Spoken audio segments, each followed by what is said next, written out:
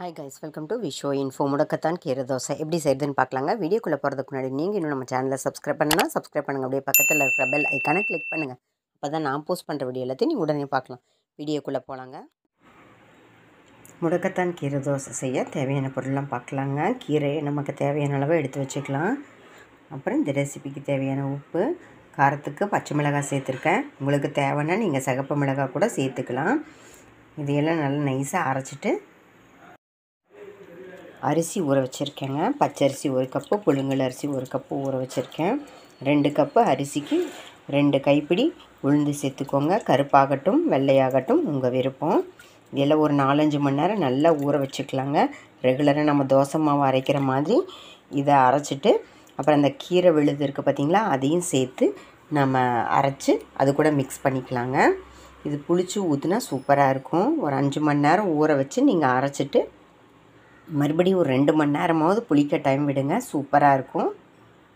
அந்த மாதிரி நான் அரைச்சிட்டு காமிக்கிறேன். முடக்கத்தான் கீரை தோசை அரைச்சாச்சுங்க. பாருங்கள், இந்த மாதிரி தான் இருக்கும். நீங்கள் ரெகுலராக உளுந்து தோசை மாதிரியும் ஊற்றிக்கலாம். இன்னும் தண்ணி மிக்ஸ் பண்ணி ரவா தோசை மாதிரியும் ஊற்றிக்கலாங்க. இப்போ நான் எப்படி ஊற்றுறதுன்னு காமிக்கிறேன். தோசைக்கல் காஞ்சிருச்சு. இப்போ நம்ம ரெடியாக எடுத்து வச்சுருக்கோம். மாவு ஊற்றிக்கலாம். உங்கள் சௌகரியத்துக்கு தகுந்த மாதிரி நீங்கள் எப்படி வேணால் ஊற்றிக்கலாம். நல்லா ஸ்ப்ரெட் பண்ண வரும். உளுந்து இல்லாமையும் செய்யலாம். நல்லா மெலிசாவே வருங்க. நமக்கு தேவைக்கு தகுந்த மாதிரி நம்ம திக்காக தின்னா ஊற்றிக்கலாம். இது வேகிறதுக்கு ஆயில் சேர்த்துக்கலாங்க. ஒன் சைடாகவும் எடுத்துக்கலாம் டைம் கொடுத்து. இப்போ இது வேகட்டும் பார்க்கலாம். தோசை வெந்துடுச்சுங்க.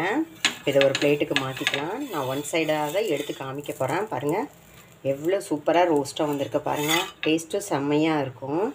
உங்களுக்கு திருப்பி போட்டு நான் காமிக்கிறேன். பாருங்கள், ஒன் சைடு எடுக்கிறவே அருமையாக இருக்குது. பாருங்கள், நல்லா வெந்திருக்கு. இருந்தாலும் உங்களுக்கு நான் திருப்பி போட்டு காமிக்கிறேன். பார்த்திங்களா, ரோஸ்ட்டாக வந்ததுனால திரும்புறக்கு கொஞ்சம் கஷ்டமாக தெரியுது. அருமையாக வந்திருக்கு பாருங்கள். சூப்பராக இருக்குது. இது ஒரு பிளேட்டுக்கு மாற்றிக்கலாம். அப்புறம் நம்மளோட முடக்கத்தான் கீரை தோசை ரெடி ஆயிடுச்சுங்க. இதில் நிறைய மெடிசினல் பெனிஃபிட்ஸ் இருக்குங்க. இது வாத நோய்கள், மூட்டு வலி, தோல் நோய், இந்த மாதிரி எல்லாமே சரியாக உதவுதுங்க. மலச்சிக்கல் இருந்தால் போயிடும். மூல நோய், சளி, இருமல், ஆர்த்தரைட்டிஸ், இந்த மாதிரி எந்த பிரச்சனையாக இருந்தாலும் நம்ம முடக்கத்தான் கீரையை சாப்பிட்டு வர்றதுனால சரியாகுங்க. தலைமுடி ஆரோக்கியமாக வச்சுக்கலாம். இந்த முடக்கத்தான் கீரையை உணவில் நம்ம சேர்த்துக்கொள்வதன் மூலம் இந்த மாதிரி நிறைய நன்மைகளை நம்ம பெறலாங்க. முடக்கத்தான் கீரையை சமைச்சு தோசையாக மட்டும்தான் சாப்பிடணும்னு இல்லை. கீரை சூப்பு, கீரை கூட்டு, நம்ம ரெகுலராக கீரையை வச்சுட்டு எந்தெந்த ரெசிபி செய்வோமோ அத்தனையும் இந்த கீரையை வச்சு செய்யலாங்க. முடக்கத்தான் கீரையை எண்ணெயில் நம்ம சேர்த்து காய்ச்சிட்டு அந்த எண்ணெயை தடவுனோம்னா, மூட்டு வலி இருக்கிற இடத்துல தடவுனோம்னா மூட்டு வலி குறைஞ்சிடும். முடக்கத்தான் கீரையை நம்ம ட்ரை பண்ணிவிட்டு அதை பவுட்ரு மாதிரி ரெடி பண்ணிவிட்டு அதை கூட நம்ம சாப்பிட்டோம்னா நிறைய நன்மைகளை பெறலாங்க. தவறாமல் நம்ம இதை பயன்படுத்தணுங்க. கிடைக்கும்போது கண்டிப்பாக பயன்படுத்தணும். குழந்தைங்களுக்கு கண்டிப்பாக செஞ்சு கொடுங்க. சின்ன குழந்தைங்களாக இருக்கும்போதே அவங்களுக்கு நாம் இந்த கீரையை நம்ம பழக்கப்படுத்திட்டோம்னா பெரியவங்க ஆனதுக்கப்புறம் சாப்பிட மாட்டேன்னு சொல்ல மாட்டாங்க. எந்த ரெசிபியாக இருந்தாலும் கீரையை அதில் சேர்த்துடுங்க. முக்கியமாக தோசையாக நம்ம செஞ்சு கொடுத்தா எந்த குழந்தைங்களுமே வேணான்னு சொல்ல மாட்டாங்க.